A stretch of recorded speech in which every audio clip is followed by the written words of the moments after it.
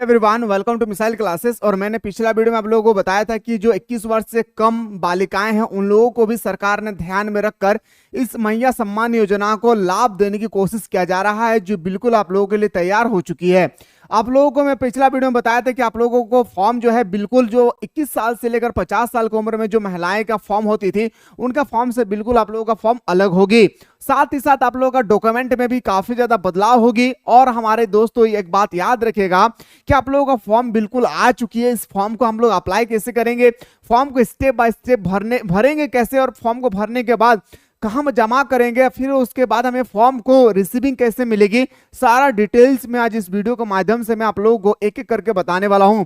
इसी तरह से मैया सम्मान योजना से संबंधित कोई भी जानकारी प्राप्त करना चाहते हैं वो भी ओरिजिनल वेबसाइट के माध्यम से, तो बिल्कुल इस प्लेटफॉर्म से जुड़े रहें। तो दोस्तों सबसे पहला हमारा उम्र रहता है 21 वर्ष से कम, यानी जो भी बालिकाएं, किसी भी बालिकाएं के अगर उम्र, मेरे दोस्तों अगर आप लोगों का उम्र अगर 18 से लेकर 21 साल की उम्र में अगर बीच में हो रही है तो आप लोगों को भी ना सरकार 1000 रुपया देने का वादा किया है कि आप लोगों को भी 1000 रुपया सरकार देगी। उसके लिए आप लोगों को सबसे पहले फॉर्म अप्लाई करना होगा। पहला किस्त की राशि कब आएगी ये भी हम लोग बाद में अभी डिस्कस करेंगे। सबसे पहले मेरे दोस्तों मैं आप लोगों को ओरिजिनल वेबसाइट पे लेके चलता हूं। ऑल योजना झारखंड अलर्ट पे आप लोग क्लिक करेंगे। उसके बाद बात आएगी सर बहन बेटी योजना पर। हम लोग जैसे क्लिक करेंगे तो हमारे सामने इस तरह से आर्टिकल आएगी, और ये आर्टिकल सबसे पहले हम लोग देखते हैं दोस्तों कि हमारे का जो पात्रता है, यानी हम लोग ये फॉर्म एक्चुअली अप्लाई कौन कर सकते हैं। झारखंड में बहुत सारे ऐसे बालिकाएं हैं, आप लोग देख रहे होंगे हर साल 3 लाख 4 लाख जो है स्टूडेंट्स जो है एग्जाम दे रहे, जिसमें से 2 लाख तो बच्चियां हो गई। तो क्या सभी बच्चों को मिलेगी, क्या सभी वो लड़की को मिलेंगे जो आज लेकिन लड़की की उम्र 18 से 21 साल के बीच में हो रही है? तो सबसे पहले देखिए उन व्यक्तियों को मिलेगी जिनका कंडीशन फॉलो करना होगा। पहला कंडीशन है कि आवेदन झारखंड का निवासी होना चाहिए। अगर आप झारखंड के निवासी नहीं है, अगर आप 2 जगह के हैं, झारखंड का भी है और बिहार का भी है, तो फिर आपको मिलने वाला नहीं है। आपको पूरा का पूरा याद रखिएगा झारखंड का ही एक मूल्य निवासी होना चाहिए। दूसरा पॉइंट में कि आवेदक का उम्र कम से कम 18 से 50 वर्ष कम होना चाहिए।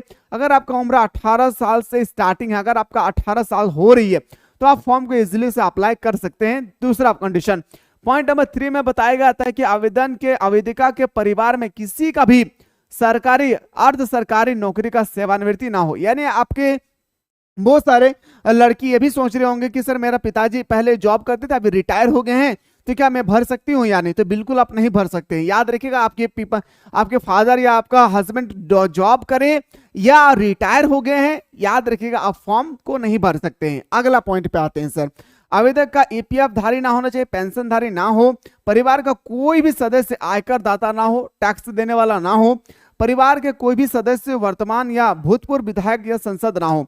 यानी ना तो आप विधायक भर सकते हैं ना कोई सांसद भर सकते हैं, इस बात को याद रखिएगा।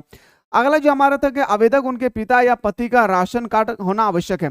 अगर आपके राशन कार्ड में नाम नहीं है तो फिर इस फॉर्म के आप लोग अप्लाई करके कोई फायदा नहीं है, क्योंकि सबसे ज्यादा इंपॉर्टेंट मायने रखती है वो आप लोगों का राशन कार्ड। लेकिन याद रखिएगा आज जो लगभग 52 लाख कैंडिडेट ने अभी तक फॉर्म को जमा किए हैं हमारे सरकार के पास, और अभी तक 48 लाख महिला को ही पैसा मिली है। तो 4 लाख जो 4 लाख या 5 लाख जो महिलाएं हैं उन लोगों को पैसा नहीं मिले, कोई तो कारण होगी ना।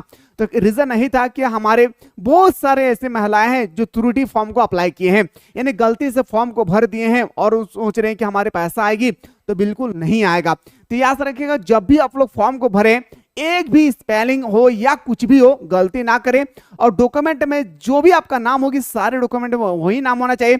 जो डेट ऑफ बर्थ आपका आधार कार्ड में है वही डेट ऑफ बर्थ पूरे सारे बैंक अकाउंट में हो, पैन कार्ड में हो, सारी चीज में एक ही होना चाहिए, 2 नहीं होना चाहिए, नहीं तो फिर आपका फॉर्म रिजेक्ट हो जाएगी। तो ये तो मैं बताया आप लोगों को पात्रता के बारे में। अब आते हैं सर योजना के बारे में। अगर हम लोग दूसरा सर देखते हैं, दूसरा जो अगर मतलब मैं बात करूं आप लोग का दूसरा पॉइंट आता है हम लोग सर आवेदन के लिए क्या क्या कागजात लगेंगे, मतलब हम लोग को क्या क्या डॉक्यूमेंट लगने वाला है। तो देखिए डॉक्यूमेंट पहला आपको तैयार रखना है 5 डॉक्यूमेंट, जैसे मैंने आप लोगों को बताया था कि 5 डॉक्यूमेंट आपको लगेगी।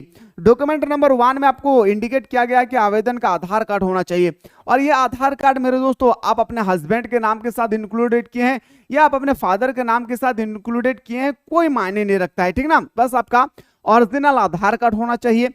दूसरा पॉइंट में यह बताया गया है कि आवेदकों का बैंक खाता होना चाहिए, और बहुत सारे ऐसी महिलाएं हैं जिनका फॉर्म जो रिजेक्ट हुई है ना, इस बैंक अकाउंट के चलते रिजेक्ट हुआ है, तो प्लीज आप लोग ऐसा ना करें।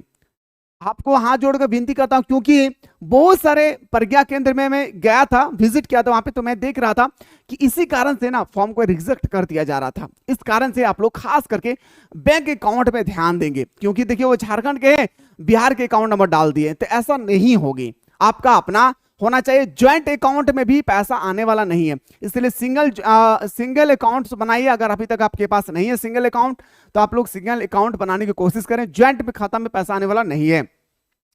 तीसरा पॉइंट में बताया गया था कि आवेदकों या उनके पति या उनके पिता का राशन कार्ड में नाम होना चाहिए। मतलब आपका राशन कार्ड में नाम होना चाहिए, आप जिस फैमिली से बिलोंग करते हैं, आप ससुराल से हैं या अपने मायके से हैं, दोनों में से किसी एक जगह में आपका राशन कार्ड में नाम होना अनिवार्य है। अनिवार्य है मतलब आपका अगर राशन कार्ड में नाम नहीं रहेगी, फिर आपको पैसा मिलने वाला यहाँ पे नहीं है।